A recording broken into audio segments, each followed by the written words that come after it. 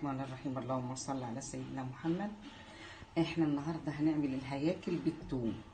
معايا راس ثوم كده كويسه، هحطها على الفراخ.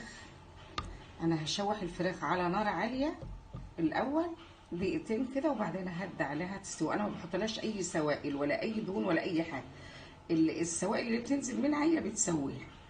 وهحط معايا توابل بقى ايه، فلفل وملح وكركم ونص او ربع معلقه كمون وكزبره وشويه بهارات. الحاجات دي هقلبها مع بعضها بمعلقه صغيره كده، هقلبهم كلهم مع بعض عشان ارشهم على الفراخ.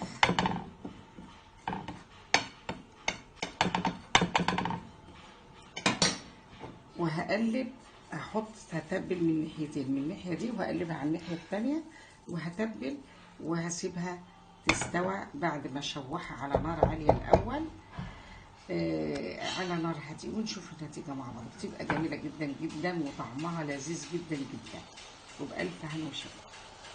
الهياكل استوت. انا عايزه بس اوريكم كم الدهون اللي طالع، شايفين؟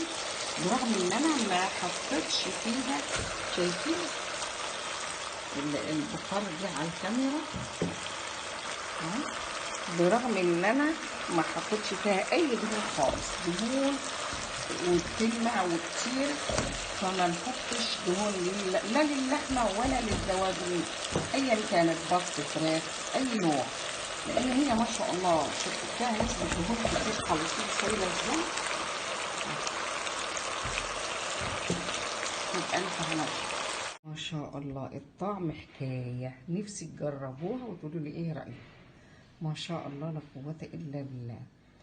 وممكن نعمل الفراخ الكاملة بنفس الطريقة، أو الأوراك أو الصدور أو الشرايح بنفس الطريقة، جميلة جدا وبألف هنا وشفا.